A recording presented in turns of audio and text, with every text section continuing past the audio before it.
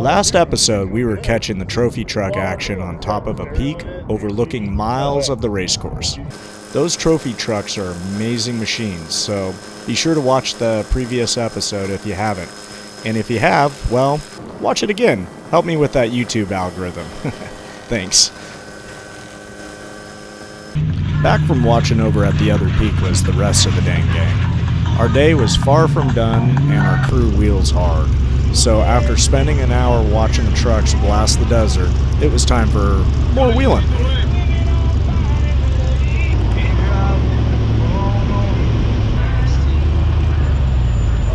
Getting up and down this peak was not a cakewalk, though we would be tackling tougher obstacles over at our next trails of Spooners and Outer Limits, so be sure to watch all the way through.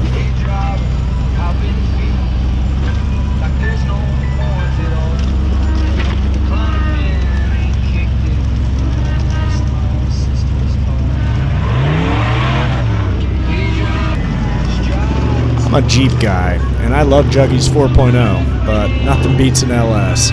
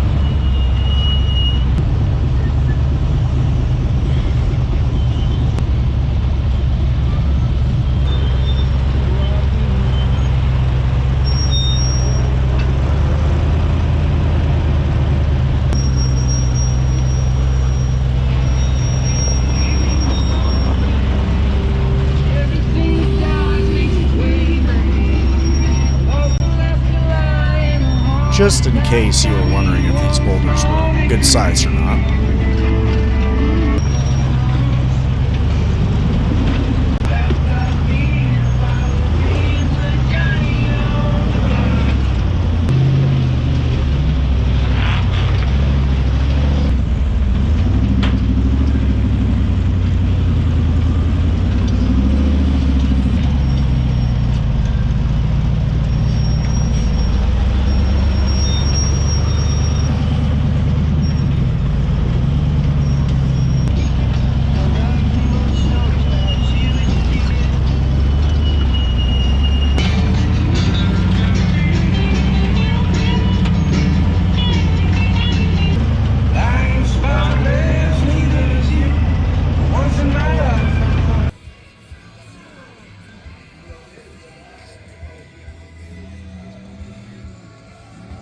We bumped into a little traffic on our way through, so good time to stop, hang out, and trade some stories.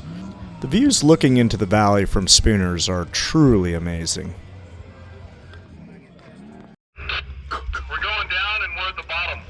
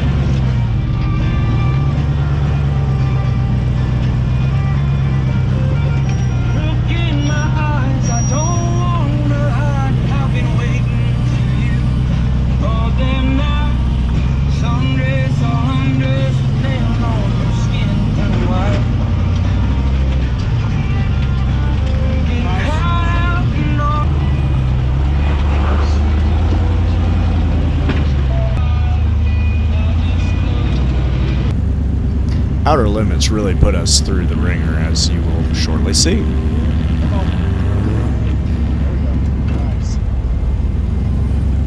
But I do.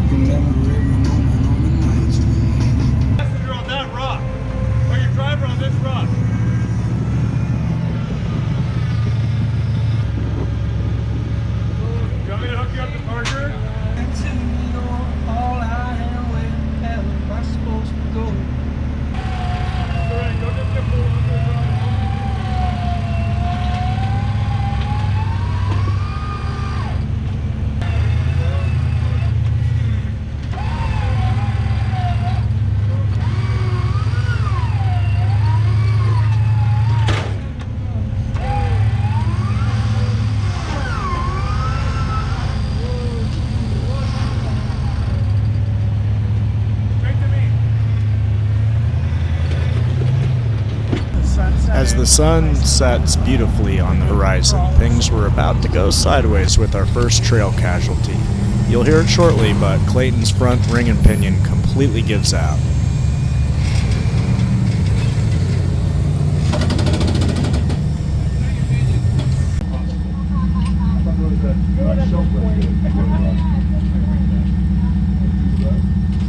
Hey Chris, what you doing up there?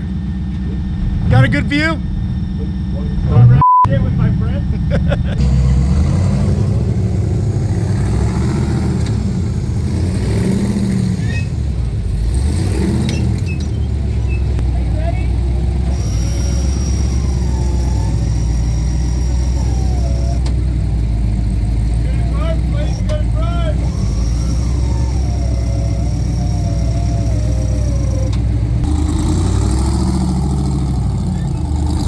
Big hat tip to Levi Shirley and his Eurofighter Unlimited class race car, helping us out with a winch and a pole. Competitors like him are pre-running the race and typically have little time to stop and smell the roses. There's a lot of time, money, and effort to get to Hammers, let alone finish the race. You can also see why he's a two-time Ultra Force Sportsman of the Year. Nice. Thanks again.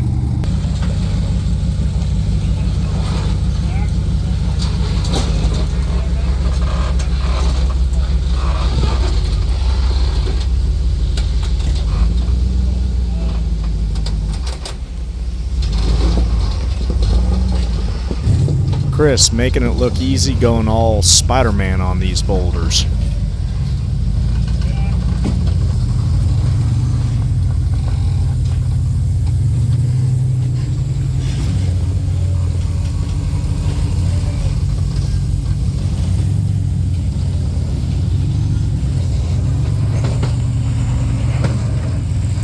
Nice.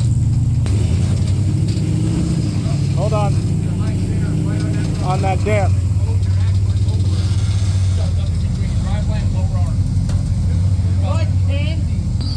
Yep.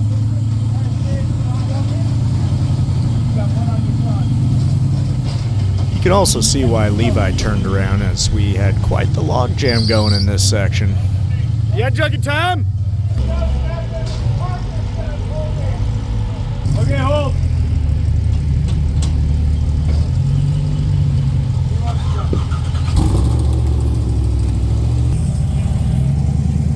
You're about to see why this section causes all kinds of problems.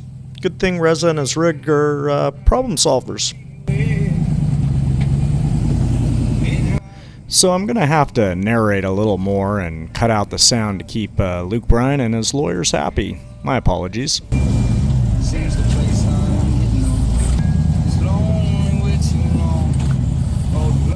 Oh, I'm not going to lie, but I totally thought we were going to flip it right here for sure.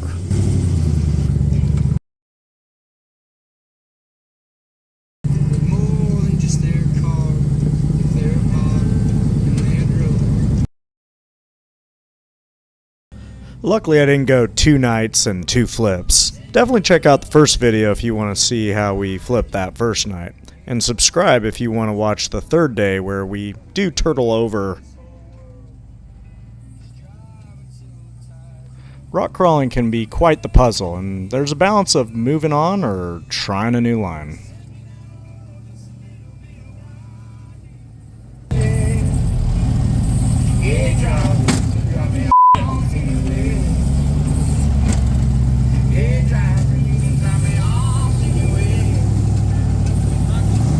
Reza does a great job here with the old get the tires nice and hot, then go stick them on another line or an angle. Beautifully done.